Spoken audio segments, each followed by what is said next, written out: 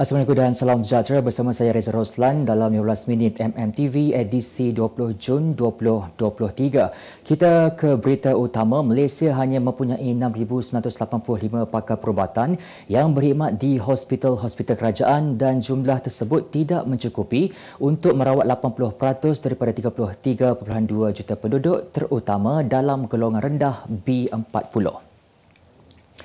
Presiden Persatuan Pakar Perubatan Kesihatan Awam Malaysia, Datuk Dr. Zainal Arifin Omar berkata melihat kepada jumlah hospital kerajaan, lebih separuh tidak menyediakan doktor pakar menunjukkan Malaysia ketinggalan.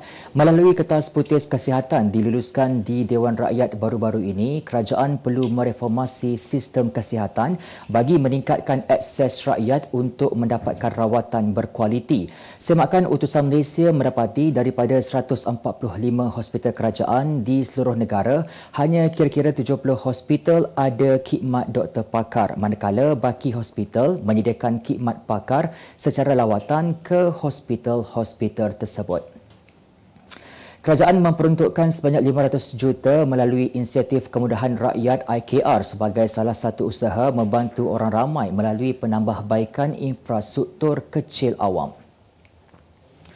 Menteri Ekonomi Rafizi Ramli berkata IKR membolehkan rakyat memaklumkan secara terus mengenai keperluan projek infrastruktur kecil awam di kawasan kediaman masing-masing kepada Kementerian Ekonomi dengan kos projek tidak melebihi RM200,000.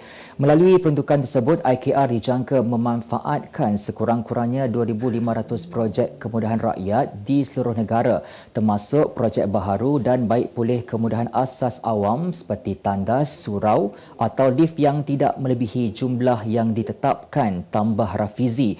Beliau berkata demikian dalam sidang media selepas melancarkan IKR di Putrajaya hari ini. Kerajaan kekal dengan pendirian untuk tidak menambah ringgit dalam usaha menangani penyusutan nilai mata wang negara berbanding dolar Amerika Syarikat AS. Timbalan Menteri Kewangan Datuk Seri Ahmad Maslan berkata tindakan tambak ringgit boleh menyebabkan Malaysia hilang keupayaan meneruskan dasar monetari dan sekaligus memaksa Bank Negara menaikkan kadar dasar semalaman OPR ke tahap sama seperti berlaku di Amerika Syarikat yang kini pada ambang 5 hingga 5.25%. Selain itu, tindakan sama turut mengakibatkan kawalan aliran modal yang tidak bebas susulan keluar masuk pelaburan asing ke dalam negara yang tidak terkawal sekaligus menjejaskan keyakinan serta daya saing negara. Beliau berkata demikian ketika menjawab soalan tambahan Senator Datuk Samsudin Abdul Ghaffar di Dewan Negara hari ini. Dalam jawapan sama, Ahmad berkata selain usaha kerajaan, Bank Negara juga mengambil pendekatan untuk memastikan pelarasan ringgit berada dalam keadaan teratur. UMNO dijangka bertanding tidak lebih 10 daripada 56 kerusi di Selangor dan 16 daripada 36 kerusi di Negeri Sembilan pada Pilihan Raya Negeri PRN. Bercakap kepada Utusan Malaysia, bekas pemimpin UMNO Datuk Seri Idris Harun berkata kerjasama Pakatan Harapan PH dan Barisan Nasional BN dilihat masih longgar disebabkan gagasan idea perjuangan setiap komponen PH yang tidak selari dan bercanggah antara satu sama lain. Ujarnya kejayaan atau kegagalan kerjasama PH dengan BN khususnya UMNO turut akan memberi bayangan kedudukan Presiden Parti pada masa depan.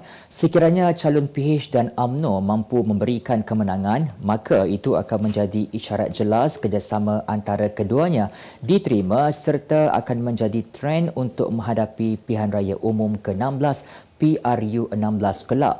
Ditanya kemungkinan BN atau PH mengadakan kerjasama dengan PN bagi menubuhkan kerajaan negeri seandainya berlaku krisis Menteri Besar dan Ketua Menteri, Idris menjelaskan situasi itu tidak mustahil memandangkan Ahli Dewan Undangan Negeri ADUN yang dipilih dalam PRN akan akur kepada kehendak dan peraturan parti sekiranya berlaku ketegangan. Utusan Malaysia dan Cosmo melancarkan satu lagi produk terbaru. Apa yang ada dalam Iklanega? Ia adalah platform yang tepat dan efektif untuk mengiklan antaranya berbagai jenis notis, cautan kosong, hartanah, tender, kenderaan, mencari wali atau waris dan berbagai lagi.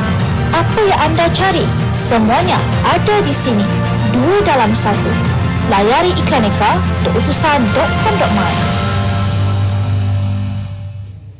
Kementerian Pendidikan Malaysia KPM melanjutkan tarikh pendaftaran peperiksaan SPM tahun 2023 bagi calon persendirian sehingga 30 Jun ini.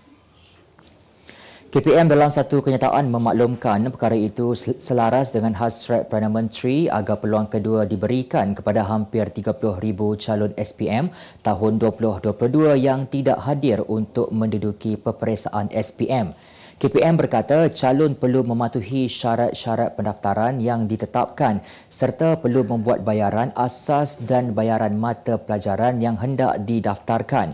Pada masa sama, KPM memaklumkan permohonan pendaftaran peperiksaan bagi calon lepasan SPM tahun 2022 adalah dikecualikan daripada fee bayaran lewat daftar. Manakala pendaftaran peperiksaan bagi calon persendirian selain calon lepasan SPM tahun 2022 masih tertakluk kepada syarat-syarat pendaftaran sedia ada. Pelakon Hafiz Rosdi memberitahu mahkamah hari ini menetapkan 27 Julai depan sebagai tarikh baharu bagi prosiding lafaz cerai terhadap isterinya Nurul Syuhada Mat Syukri. Menjelaskan sudah banyak sesi pendamaian dijalankan bersama isterinya, Hafiz memberitahu Nurul Syuhada tetap memilih untuk diceraikan sekaligus dituruti dirinya.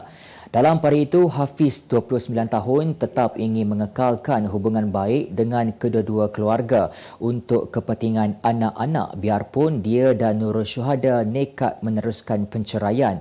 Terdahulu, kemelut rumah tangga pasangan itu bermula apabila Syuhada memfailkan perceraian di mahkamah itu pada 27 Februari lalu selepas mendapat persetujuan kedua-dua keluarga.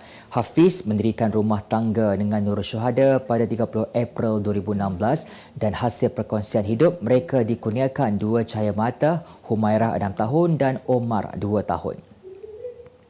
Beralih ke berita luar negara, satu upacara pengebumian di wilayah Buriram, Thailand menjadi tumpuan orang ramai kerana menawarkan hadiah berupa 1.5 tan beras dan 5 ekor lembu kepada tetamu yang bertuah. Upacara pengebumian seorang wanita bernama Woon Chong Chai Gam, 92 tahun, berlangsung di Wat Panum Sombun dan dihadiri ramai penduduk kampung untuk memberi penghormatan serta mencuba nasib memenangi hadiah bernilai RM25,570. 4 ekor lembu dihadiahkan kepada individu yang miskin manakala seekor lembu lagi menjadi milik tetamu dalam acara cabutan bertuah. Tetamu sebelum itu mendapat nombor cabutan pada beg beras yang mereka terima. Selain lembu, penganjur acara juga menyediakan lebih 700 kampit beras masing-masing seberat 2 kg sebagai hadiah kepada tetamu yang hadir. Anak bongsu Woon berkata dia dan adik-beradiknya melakukan perkara berkenaan berikutan mendiang ibunya mengajar mereka prinsip lebih banyak memberi, lebih banyak menerima. Seorang wanita berusia 76 tahun yang tular hidup semula pada majlis pengebumiannya di Ecuador minggu lalu akhirnya meninggal dunia selepas lebih 7 hari berada di unit rawatan rapi ICU. Kementerian Kesihatan Ecuador mengesahkan Bella Montoya meninggal dunia akibat strok iskemia di Hospital Martin Icaza dan mayatnya masih berada dalam pemantauan. Kejadian aneh itu berlaku pada 6 Jun lalu di mana Montoya dilaporkan bangun dan memanggil ahli keluarganya selepas berada di dalam keranda selama 5 jam. Pakar perubatan percaya Montoya berada dalam keadaan katalepsi iaitu kehilangan sementara kawalan otot dan menyebabkan dia tidak sedarkan diri selama beberapa jam. Sebuah jawatankuasa teknikal dilaporkan sudah dibentuk bagi mengkaji bagaimana hospital boleh mengeluarkan sijil kematian walaupun Montoya masih hidup ketika itu. Kemas kini pengetahuan anda tentang isu ekonomi dan pasaran. Merangkumi sektor hartanah, perniagaan, keuangan, komoditi, IKS, halal niaga dan dunia korporat. Sentiasa ikuti perkembangan ekonomi semasa di dalam dan luar negara. Semua informasi terkini hanya di hujung jari. Dapatkan edisi ringgit setiap Isnin hanya di akhbar Utusan Malaysia. Berita Ekonomi Negara, Suruhanjaya Penerbangan Malaysia MEFCOM menjelaskan sektor penerbangan Malaysia menunjukkan pemulihan pesat dengan trafik penumpang udara meningkat sebanyak 123.4% kepada 19.4 juta tahun ke tahun pada suku pertama 2023. Dalam laporan industri di tahunannya, Waypoint MEFCOM berkata trafik penumpang antarabangsa meningkat pada purata 80.9% suku ke suku susulan pembukaan semula sempadan antarabangsa sepenuhnya. Selain itu, katanya hak trafik udara ATR antarabangsa yang diluluskan juga mencatatkan peningkatan ketara tahun ke tahun iaitu sebanyak 246.1% menunjukkan pemulihan kukuh pasaran antarabangsa. Jumlah trafik penumpang mencapai 73% daripada paras jumlah trafik penumpang pada 2019 dan mengekalkan ramalan trafik penumpang udara seperti yang diumumkan pada Disember 2022. Sementara itu, kedudukan kesaling hubungan udara Malaysia meningkat kepada taraf kelima di ASEAN mengatasi Filipina. Malaysia merekodkan pertumbuhan 2 digit iaitu 21.4% lebihan dagangan pada Mei 2023 kepada 15.42 bilion ringgit. Menurut Jabatan Perangkaan Malaysia DOSM, sejajar dengan permintaan global yang perlahan dan harga komoditi yang lebih rendah, jumlah perdagangan negara bagaimanapun susut 2% kepada 223.8 bilion ringgit pada tempoh berkenaan. Katanya eksport menunjukkan tanda pemulihan dengan mencatatkan pengurangan marginal sebanyak 0.7% kepada 119.61 bilion ringgit berbanding penyusutan 2 digit yang direkodkan bulan sebelumnya.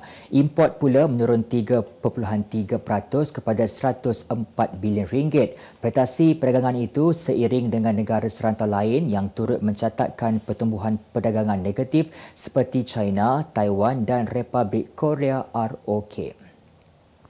Kita ke berita sukan. Papua Nugini sedia kejutkan Harimau Melaya malam ini bagi perlawanan persahabatan antarabangsa Tier 1 di Stadium Sultan Mizan Zainal Abidin walaupun turun dengan persiapan ala kadar.